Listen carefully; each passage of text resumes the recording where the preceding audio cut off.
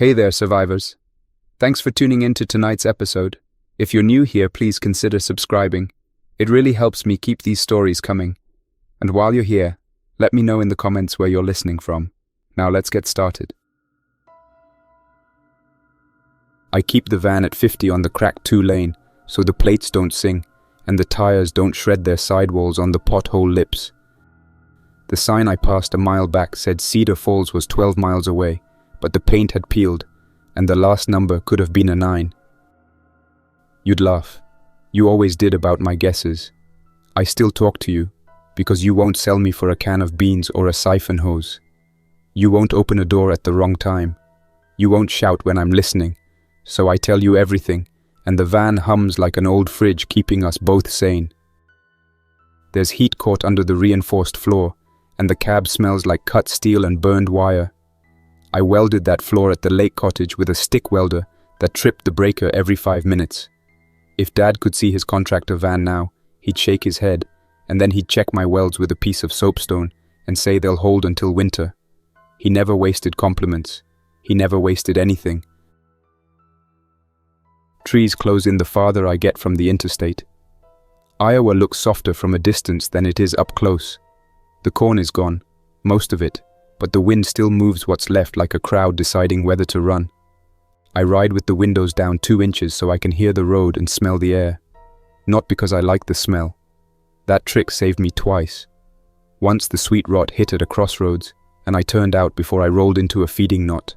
Once something sharp, like ammonia and old bleach, leaked from a cracked tanker on a county spur, and I took a farm track to get around it.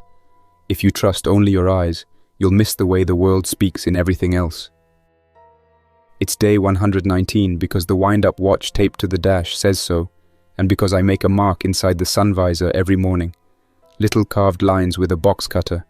I started counting when the radio stopped pretending to be a radio, and became a rumor mill with music.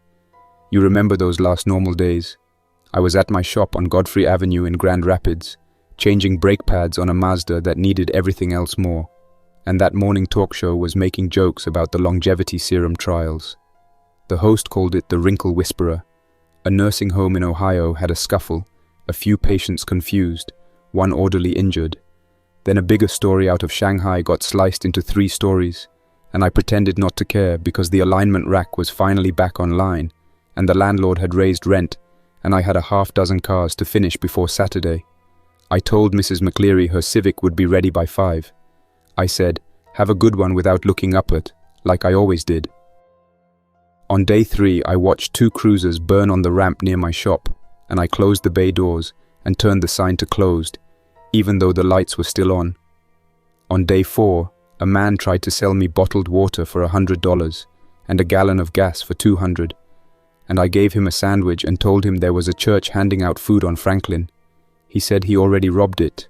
On day 5, a woman was dragged behind the old mill, and no one called anyone because who would answer?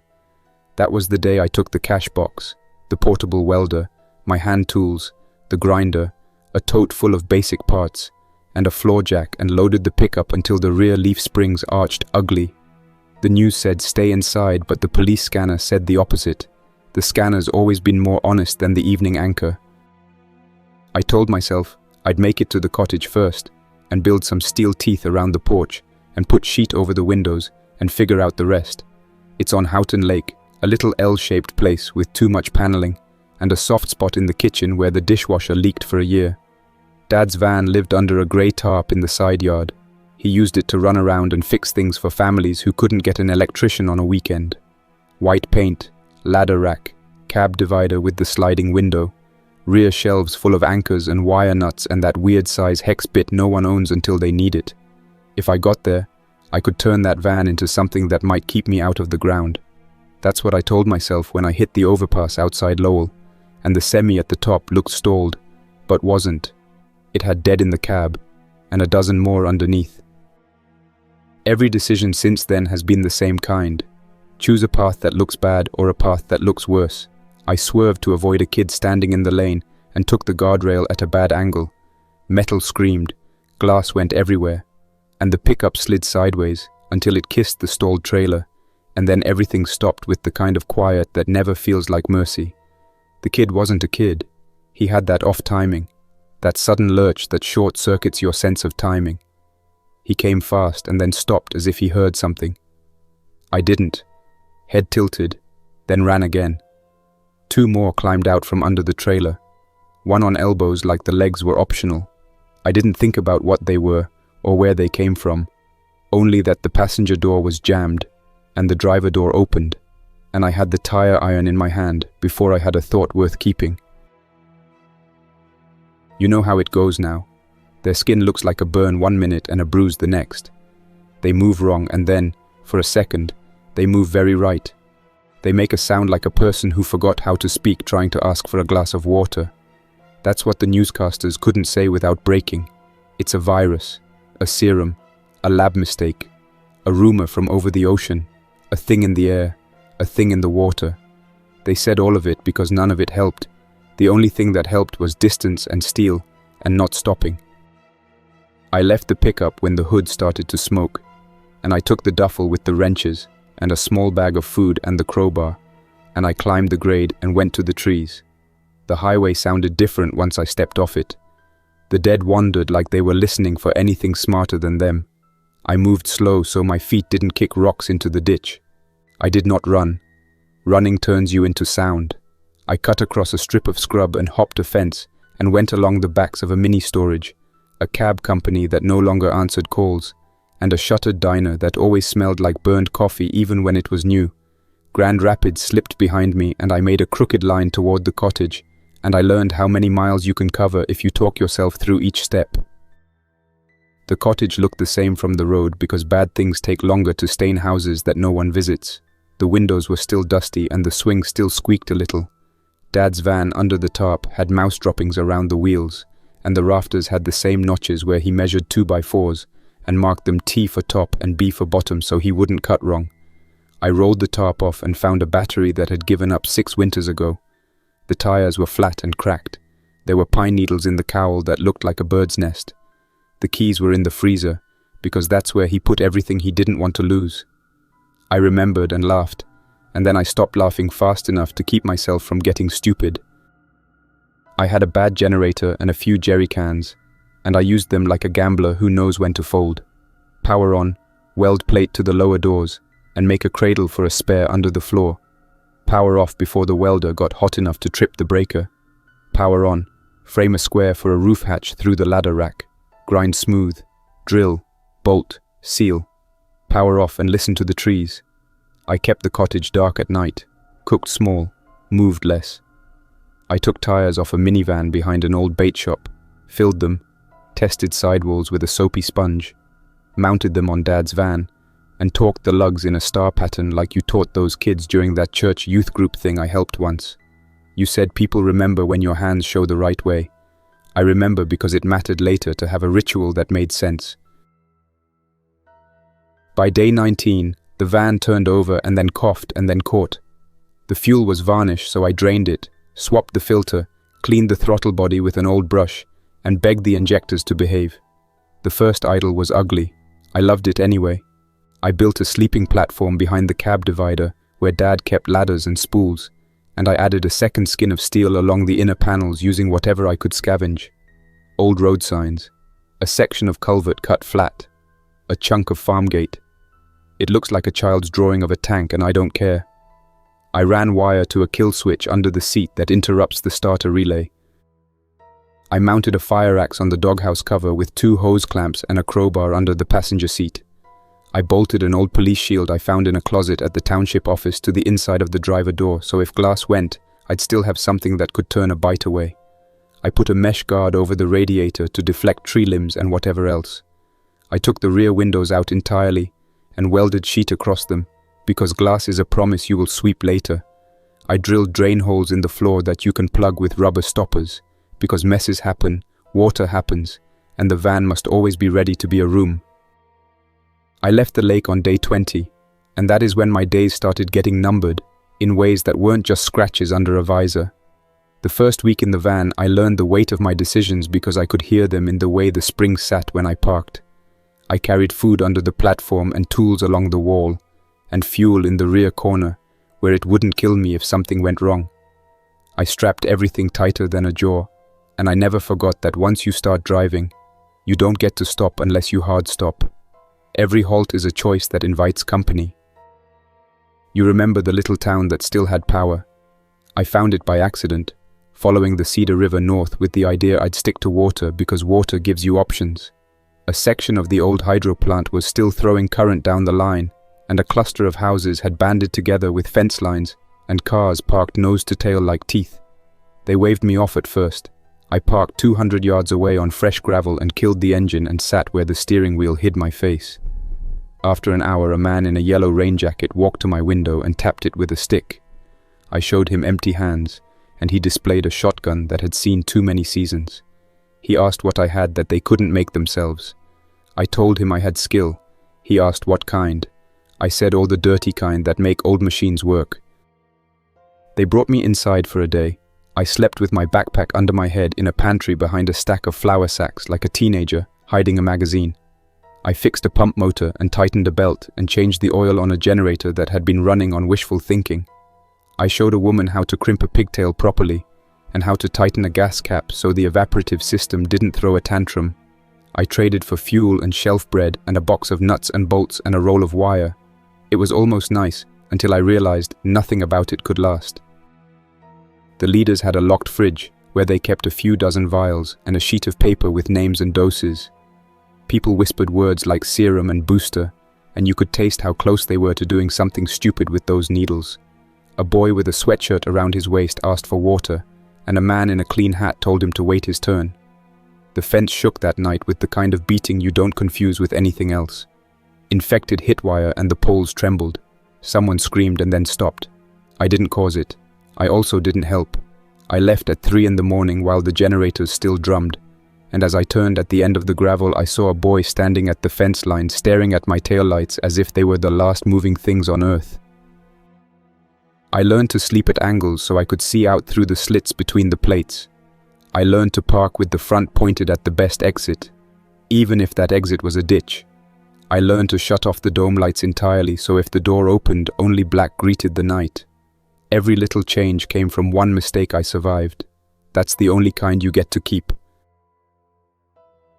There were good moments in the middle too, if good means anything when the world is a mouth. One morning I found a fishing store where the owner had bolted the door and left a note that said, "Take a rod, leave a story." I took a rod and left the story that I was still here. Another day, I found a farm with a half tank of diesel in the nurse tank, and I did the math and cut it with old heating oil I had collected, and the van took it like a picky eater who decides to be polite for a night. I learned to blend fuels because the map decides what engine you run. The old V8 in Dad's van will eat almost anything if you filter it twice and feed it slow. I know you want me to talk about the canyon detour. I know because it still shows up when I close my eyes and get too quiet. That was day 80-something, and I was trying to outsmart a section of highway clogged with box trucks pointed at each other like two goats on a log. I cut onto a county road and then into a forest road where the map said there had been logging. The track grew thinner, and the trees came closer, and then a rain the day before had turned the bank into soup, and the van slid into a shallow gully, not deep but greedy. One wheel hung with no weight on it, and when I tried to climb out, the van dug itself deeper like it thought it lived there. I did the thing you do when machines get stubborn. I stopped. I turned the engine off. I sat for a count of 100 and listened to the woods. Then I unloaded weight until the van rose a finger width, and I dug with the short shovel and I laid wood under the tires, and I used the hand winch I had bolted to the front crossmember for this exact mistake. It took all afternoon. I had sweat in my eyes and mud up my sleeves, and I glanced up once and saw 3 figures at the ridge watching without moving, the sort of watching that makes time stiff. I pretended they were trees until dark. Then I cranked the winch and the van climbed one notch and another, and I was out and the figures were gone, which is somehow worse than if they'd stayed. The miner's shack came the next day. It sat crooked against a cut in the hill with old equipment scattered like toys. Inside, I found a spiral notebook in a lunch pail with pencil rules about who took which shift and what tools were checked out, and on the last pages, a series of notes in a different hand about voices down in the old ventilation shaft after the power cut. None of it meant anything on its own, but it painted a picture of people who started hearing things underground and kept going anyway because that was the job. I took the notebook and left a pair of pliers in its place. The wall had a calendar with a woman in a hard hat raising her hands at a ribbon cutting. The month was March and no one had flipped it to April. On day 91, I found 2 kids siphoning fuel from an ambulance that had rolled into a ditch. Teenagers with a plastic tube and a red can, and faces too clean for the world they stood in. I pulled up slow and rolled the window down an inch and asked if they needed help, and the bigger one said no, with a look that was more fear than no. I watched them work and remembered the first time Dad let me change oil by myself in the driveway, and how I spilled a quart on the concrete and tried to hide it with a bag of kitty litter and a joke. Then I looked at my fuel gauge and told myself the van mattered more than the story I wanted to tell about myself. I drove on. I parked half a mile up in a line of cottonwoods and waited 5 minutes, and then I went back on foot with the crowbar down by my thigh because planning only takes you so far, and the rest is what you can carry. The kids were gone. The can lay tipped and the hose had a smear on it that wasn't fuel. A shape moved behind the ambulance and I kept walking without looking, and the shape didn't follow, and that's how both of us lived through that minute. I wish that had been enough caution for the week. 2 nights later, a girl who could have been one of those 2 knocked on the side of the van while I slept. Soft tapping, not desperate, the kind of knock a neighbor uses when she wants to borrow sugar and doesn't want to wake a baby. I went still and waited, and the knock came again.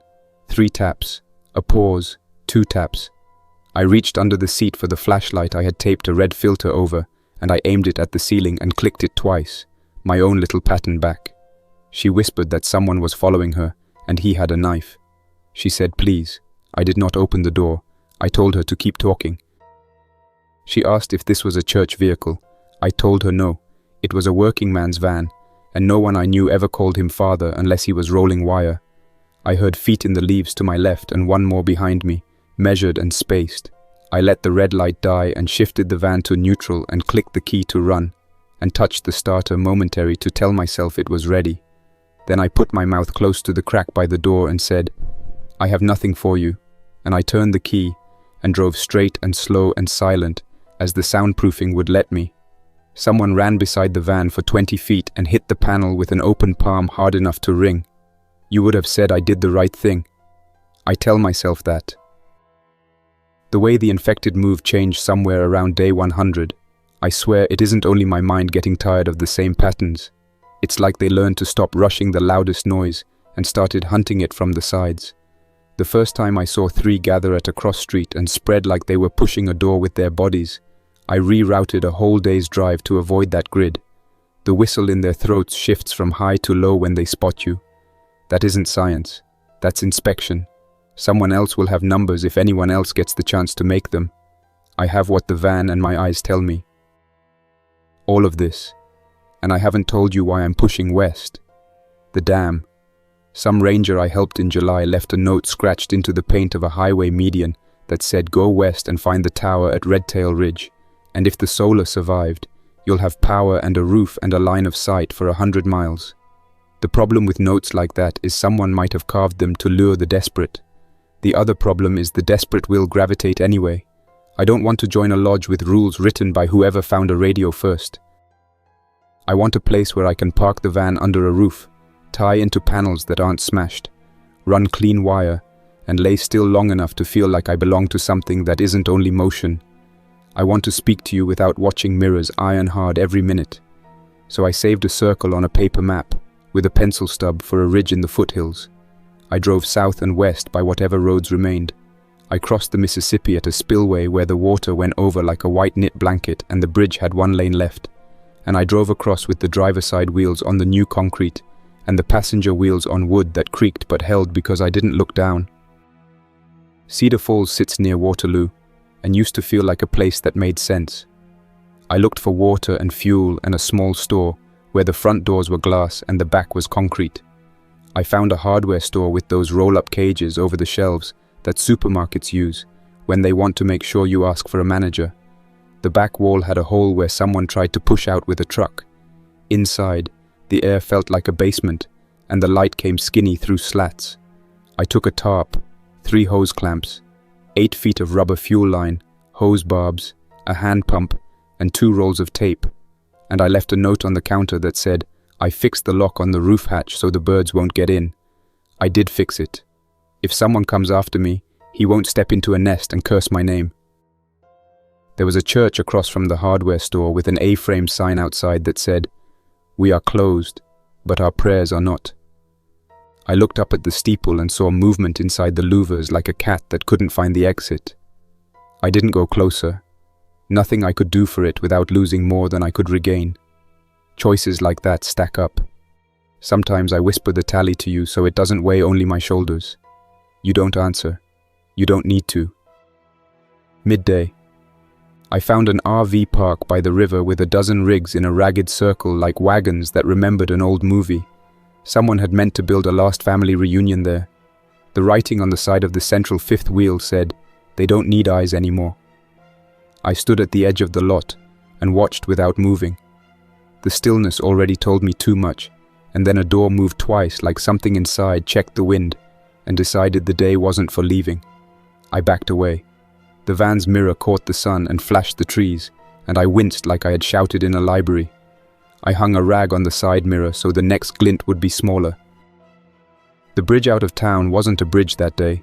It was chalkline and twisted rebar. The flood must have bit the center piers, and the rest followed the water like a good soldier.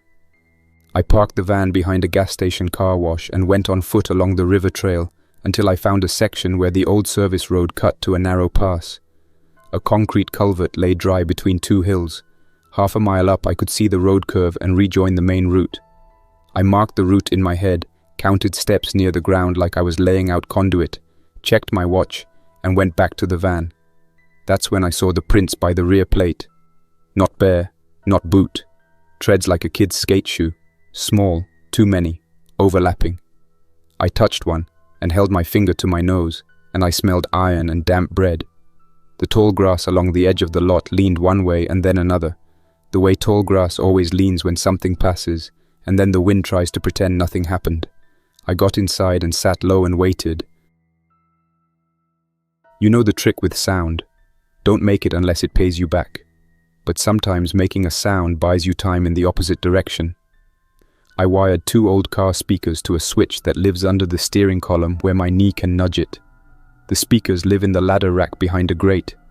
They can play anything you can burn onto a thumb drive. I gave them 8 variations of noise over the months. A generator hum, a human voice muttering, a click track, a lullaby and a cheap keyboard timbre that feels like a toy lost in a storm drain. Those noises can lead the infected away in slow circles if you put them hungry for another sound. I clicked the lullaby and turned the knob for volume until it pressed against the far corner of the lot. The grass moved. 2 shapes rose from behind a low retaining wall and tilted their heads toward the music. They were not children anymore, but that size. One had a long sleeve tied around the other wrist as if a friend had tried to help and ended up as a bow. They took 3 steps wrong and 2 steps too right, then angled toward the music and faded behind the car wash. I drove the other way. A dog barked once and then stopped because not making a second sound is how dogs live longer now. Miles after Cedar Falls. I stopped for a fuel pull at a furniture store's generator that would never run again. The tank in back had 12 gallons if the gauge told truth. I grounded the can, ran the hose to a hand pump, kept my hands slow, watched for movement in every reflection. The sky had shifted from bright to that grey that has no edge, and for an instant the parking lot looked like the floor of my shop late on a Friday, when all the cars were out, and the only sound was a wall clock with batteries older than common sense. I remembered the day before the first patient in our county attacked an EMT, and how the ER director released a 2-sentence statement that read like it had been written by a lawyer at a vacation home. Words stacked like steel plates. Useful if you need weight. Heavy when what you want is clarity. The last clear thing I heard on TV was a state health official saying the serum trial was not the source of the outbreak in our region, and that the word zombie was a fiction harming public safety. That word did more to anchor the world in people's minds than any phrase from government. People understand the shape of a monster even when they don't believe in it. I keep the van quiet, not because it can outrun fast infected, but because drawing them without escape is a letter you write to your own shoes. I have steel mesh inside the windshield that I can swing down if I need it, but running with it down makes potholes into traps. The compromise is everything. I mounted red lights in the cab and run them at night so my hands can find latches without announcing them to the field. I wrap the metal shelves with conveyor belt rubber to keep rattles out at 50. Little things like that turn you from open pantry to closed safe. You taught me to chase rattles in customer cars because people forgive a squeak but not a buzz. I guess the infected aren't people, but they notice the same kinds of seams. The next day, I found a rural clinic where someone had sorted supplies into piles like a hardware aisle. Bandages, tape, saline, masks, syringes. In the back room, 3 cots lay side by side, and the sheets were still tucked in tight like a nurse would do it. I took tape and a few rolls of gauze and a bottle of antiseptic, and wrote on the wall with soap that the cupboard still had gloves for anyone who needed them. The floor had scuff marks that made a pattern of someone pacing a square. The square started small and grew larger. There was a book on a chair by the window, a paperback about a mountain man who finds a lost hiker. I opened it to the middle and read a page about a campfire. I closed it and set it on the sill where the sun could warm the cover if sun returned. Then I heard a cabinet door whisper against the jamb somewhere deeper in the building, and I left at a walk that wasn't a run because I won't give shadows a song. By day 105, I had a new noise to live with. At night sometimes, something scraped at the roof over the driver's side, like a raccoon stuck in a gutter. It happened around 3 in the morning, and stopped if I sat up. I told myself it was a branch until the 3rd night when I moved the van 10 feet, and the sound followed even though nothing overhead changed. I mounted a small mirror on a bracket to look up at the roof edge through the windshield, and the first time I used it I saw nothing. The second time I used it, I saw 4 fingers hooked over the edge, and a hand that didn't belong to anyone who meant me good. I started parking under clear sky after that when I had the choice. I also added a strip of steel spikes along the leading foot of the roof and wired them to a switch so I could make the roof unpleasant without opening the hatch. The day you stop changing the van is the day the world decides you've quit. I cross small towns on the edges now. If a place looks like it might have stock, it also looks like it might have people. People mean help or harm, and I have to treat both as the same size problem. I stop at edges, look for municipal yards with fuel tanks, avoid the obvious places like supermarkets where aisles become funnels and back doors are always too far from the thing you want. Hardware stores are worth the risk because what's inside becomes the difference between options and wishes. Auto parts stores are gold if the windows aren't already punched out. The big chains have the same layout everywhere. You could walk me blind into an O'Reilly or Napa, and I'd find the filters by smell. I took 2 12-volt relays, 4 fuse taps, and a box of weather pack connectors from one in Waverley, and left a note on the counter that said, "If anyone reads this, check your oil, then check it again, and only drive if your life depends on it. Every drive should be an evacuation, not a commute." There was a day I watched a convoy try their luck, and learned what hope looks like from the side. 3 pickups with plywood armor, and 1 school bus with metal grates over the windows, and kids looking out with those long blinks people get when they haven't slept. They took the main road and hit an intersection at the same time a pack came out of a strip mall like crows leaving a field. The first pickup punched 3 of them, and the driver did not stop because he knew better. The second pickup tapped a light pole, and the bus behind it had to slow, and that was enough. The infected have a way of finding the softest part of a group like water finding a crack. I could have pulled onto the shoulder and revved the engine and drawn some away. I could have honked. I could have turned up the lullaby and tried to play shepherd. I stayed still behind my plates and watched and hated my stillness. The bus got through. The pickup that tapped the pole didn't. I carry the shape of the man who looked back through the rear window as the bus left him. I tell you because saying it out loud keeps me from turning it into a fairy tale where I was the person I want to have been. A lot of the cruelty now isn't dramatic. It's a storeroom with a padlock and a person outside who used to be a manager telling other people the lock is for everyone's good. It's a woman who cut her power to save fuel and watched her grandmother's oxygen concentrator die quietly. It's 3 men with clubs in a cul-de-sac deciding whose house gets the last generator. It's the kid on the skate shoe prints who learned to stalk like a hunter because that's what keeps him fed, and will break him anyway.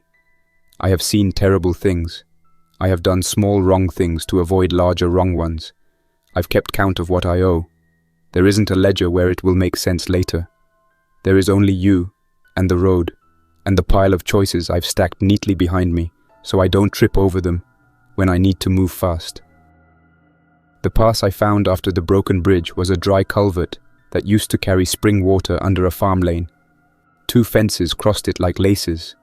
I cut the bottom wire and slid under without tangling, then retwisted the strands because someone might follow who deserves a minute more than I did. On the far side, a deer lay in the grass with flies around its muzzle and no marks on its hide, and I decided not to imagine a cause. The road rejoined the county pavement a quarter-mile up. I went back for the van and threaded it between concrete posts with slow hands. The underbody plates scraped but did not stick. That is a sound I will always choose over any other in a pinch. I kept west through farm country that looked like puzzle pieces tipped from a box. The sky grew wider and the nights grew colder. I cut south near Des Moines to avoid a clogged belt of suburbs and found a stretch of open shoulder where an old billboard announced a mattress sale that would never finish, and I slept under it with the van in shadow and the axle chained to a post so anyone who tried to roll me would have to work hard and loud. Before I slept, I wired a trip line to 2 tin cups on the rear bumper so anything crawling would set up a private concert.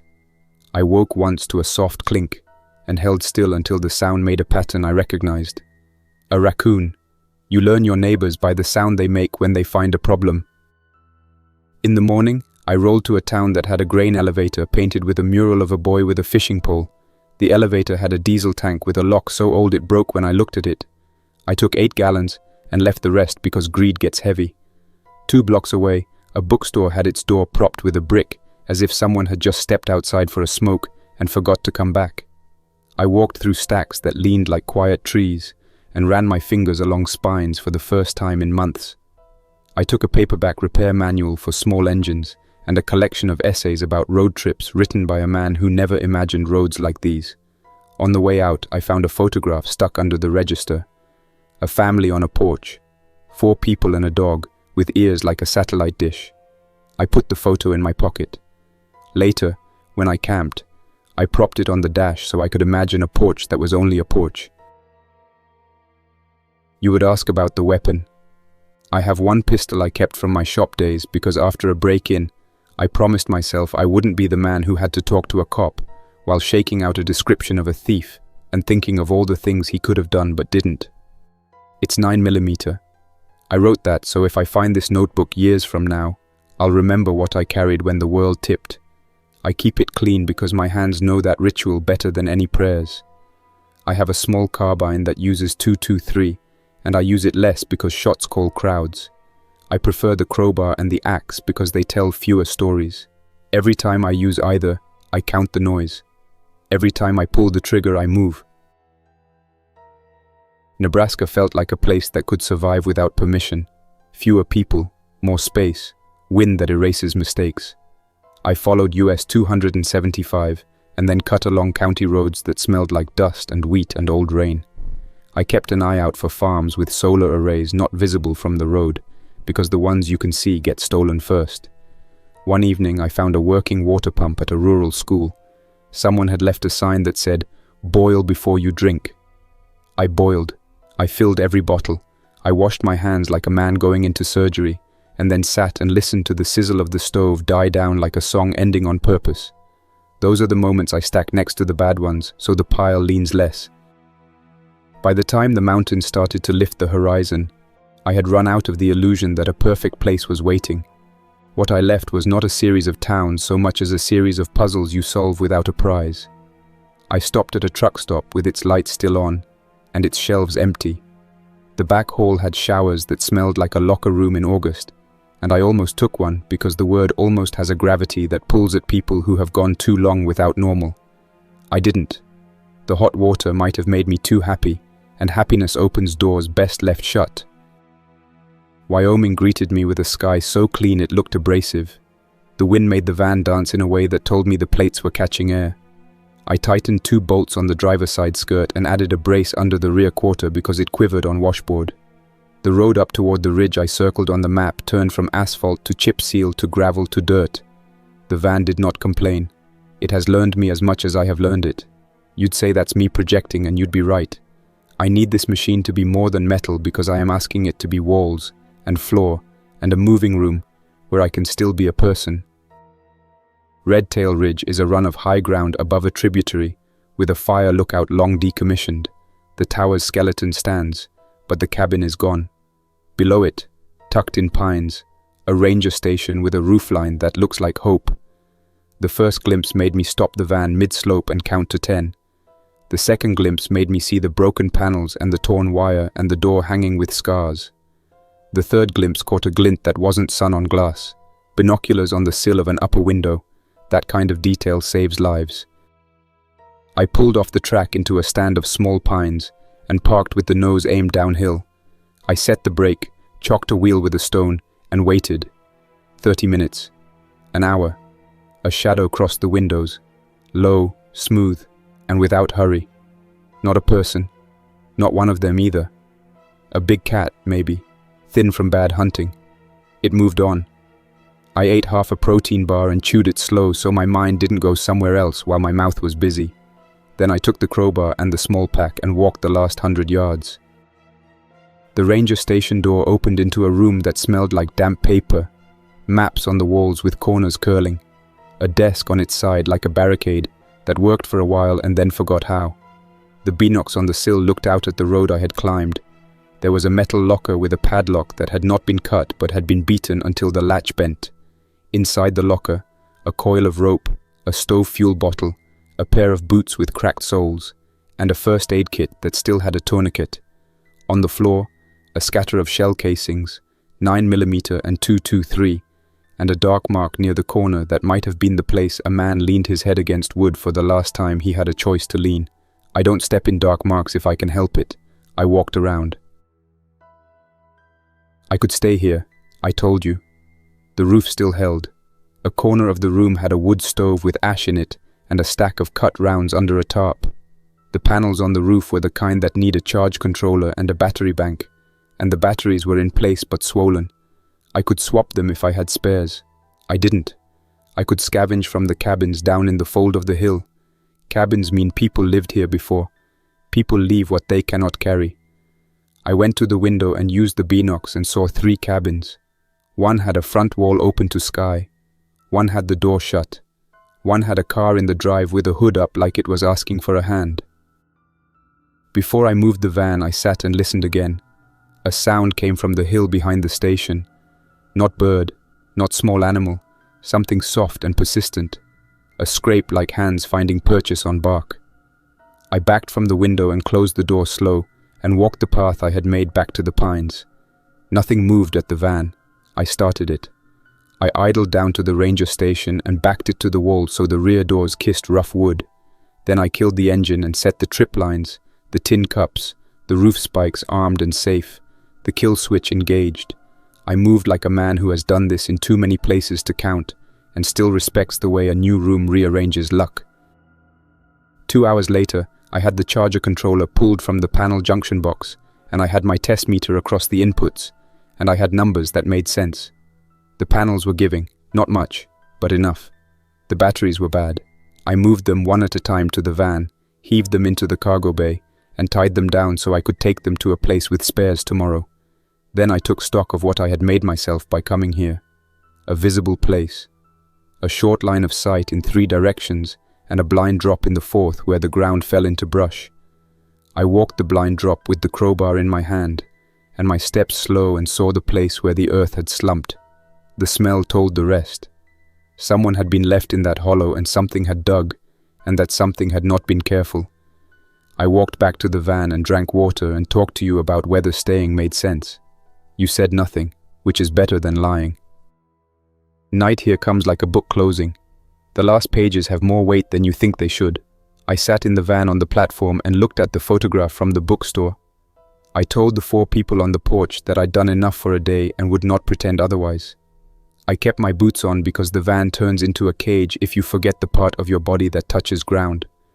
Around 11, the scraping at the roof came back. This time it was not curious. It was insistent. I reached down and flipped the switch for the spikes and heard a thick thump followed by a sound that did not belong to any animal I recognized. It slid off the roof and into the dirt, and then there was the fast shuffle of feet leaving because even the hungry hate surprises. I slept in slices, 20 minutes at a time, because holding still longer felt like holding a door open without meaning to. At 3, a smell hit the air like turned meat and old pennies. You can say what you like about not describing what a body does when it gets scared. I will say only that the van got smaller around me, and the edges of the panels looked sharper. Footsteps circled. A hand slid along the side panel where the old logo for Dad's business used to live. Another hand found the gap near the rear bumper and tested it. I let them work. The tin cups rattled and then went still. A face peered into the side slit, and I closed my eyes because I did not want that memory. The lullaby under the ladder rack spoke once, and I cut it because sound here would only make the circle tighter. 10 minutes. 20. The steps receded. I counted to 200 before I let breath out slow. You can live inside numbers when language feels like a rope someone is pulling. Morning was wind, and the sound of a woodpecker destroying a dead pine with a patience I envied. I moved fast, stowed what I had unpacked, left a note on the ranger desk that read batteries removed for safety check and will return if road holds. Then I drove down to the cabin with the hood up. The car was a sedan with a timing belt cover missing and a water pump half replaced. Someone had known what to do and run out of time. I took the battery. I took 2 lengths of copper wire. I left a small bag of nails because a man who builds or fixes anything always needs more than he thinks he does. Then came the part of the story you deserve because it changed the way I think about the word safe. I was halfway back up the track when a figure ran from the tree line to the van like he had a plan, and the part of it that made sense was speed. He carried a length of rebar with one end bent into a hook. He hit the ladder rack and swung up and reached for the roof hatch handle without stopping to see if it was locked. It was, but that isn't the point. The point is, he knew where to reach. That meant he had seen other vans turned into other rooms and learned their seams. I braked hard enough to make my gear kiss the partition, and he grabbed for purchase and missed. He hung a moment, then dropped, and as he fell, he swung the hook and caught the lip of the roof and yanked, and the hatch moaned. I rolled 3 feet and hit the switch for the spikes, and he howled without words and fell. He rolled, came up and tried to run, and then he stopped like he had a line tied to his waist and the other end pulled. He turned and looked at me without any expression at all. Then he went into the trees at a trot. It was worse than if he had screamed threats. Men who talk can be reasoned with or avoided. Men who look through you like a tree have emptied themselves for a purpose you can't bargain with. I left the ridge that day because you don't stay where a man with a hook knows your hatch better than you know his name. I took the long way down, not the way I came, and found a secondary road that led to a substation with a fence cut open big enough for a truck. The transformers were silent, the ground around them clean, which means someone had been careful. I took nothing, not even a bolt. A place that neat belongs to someone, and my van already has too many ghosts riding in its panel seams. I keep telling the story because telling it is what keeps the edges from getting sharp enough to cut me while I sleep.